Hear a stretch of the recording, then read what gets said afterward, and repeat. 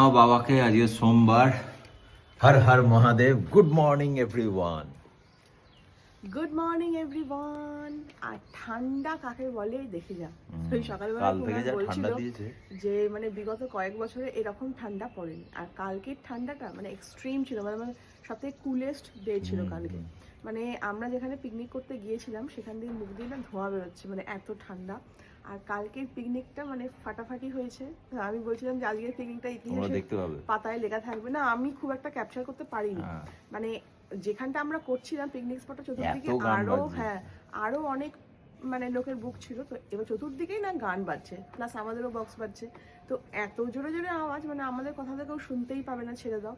তো ব্লগে হয়তো আমাদের কথা খুব একটা নেই, কিন্তু হ্যাঁ নাচা খোদা খাওয়া দাওয়া খুব হয়েছে। সেটা কিছু কিছু আমরা ক্যাপচার করেছি। তবে কালকে খুব মস্তি করেছি, মানে খুব আনন্দ হয়েছে।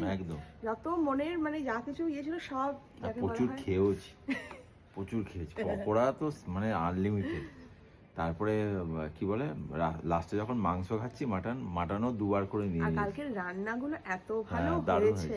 তোমাদের আমি ক্যাটারিং এর নামটা বলে দেবো। আমি ক্যাটারিং এর নামটা ঠিক জানি না, কিন্তু মানে তোমরা যদি পিকনিক করো বা তোমাদের বাড়ির অনুষ্ঠান হলে অবশ্যই ক্যাটারিংটাকে বুক করো। মানে এত ভালো খাবার দাবার, পকোড়া থেকে শুরু করে বল একদম সব রুমা দিয়ে দেবে নাম্বার। হ্যাঁ দারুণ দারুণ ছিল, মানে খুব ভালো। আর ওরই বন্ধুর ক্যাটারার, আমার বন্ধুর হাজবেন্ডের আর কি, সে আবার আমারও বন্ধু। হ্যাঁ এই হচ্ছে ব্যাপার। যাকে কালকে খুব মজা হয়েছে, তোমরা সেই ভিডিও পাবে।